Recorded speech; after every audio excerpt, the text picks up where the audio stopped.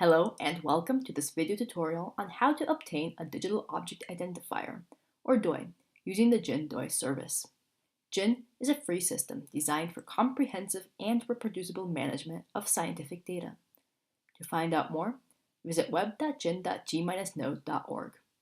In this tutorial, we will be covering how to create a repository, upload your data, create a DOI request file, and submit your request using the GIN website. You can also find the contents of this tutorial in text form on the GIN wiki. To start off, you will need to create a repository. This is where your data is going to be stored. Click on the plus at the top of the site and select New Repository.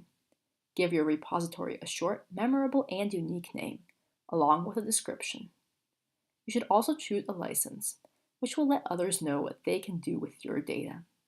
Finally, make sure the last checkbox is selected and click the green button to create your repository.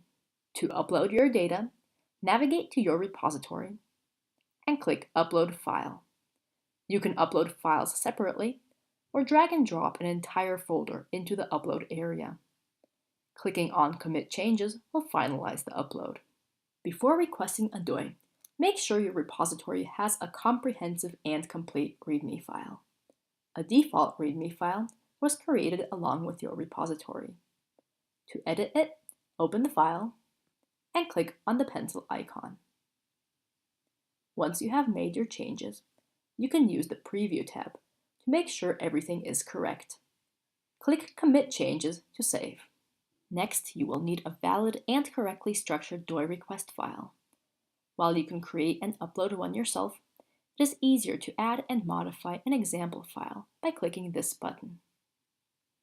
You can now either modify the file here or use the Intuitive Graphical Editor tab. The DOI file must contain information about the authors, title, description, keywords, and license. The funding and references entries are optional and can be removed if you do not need them. To remove an entry, click on this square icon and select Remove. Replace the green text in the example file to fit your data. Click on the arrows to expand or collapse each entry. If you need more or fewer entries for any category, click on the square icon. You can then remove items or duplicate them. A first and last name must be provided for each author. An affiliation and digital identifier are optional. Make sure to specify a license and have the corresponding license file in your repository. This should be the case if you chose a license when creating your repository. Here is what the chosen Creative Commons license file looks like. Further details on each entry can be found in the DOI tutorial on the GIN wiki. Once you are done editing, click the green button to save. A preview of your DOI file will now appear below your README on your repository page. Before you can continue, you should set your repository to public. This can be done through the repository settings by unchecking the visibility checkbox. You are now ready to submit your DOI request. Click the button with a squirrel icon at the top of your repository page. You can check that your DOI file is correct one last time using the preview. Please be aware that all data, including any private files, will be part of the archived file that will be used for the DOI registration.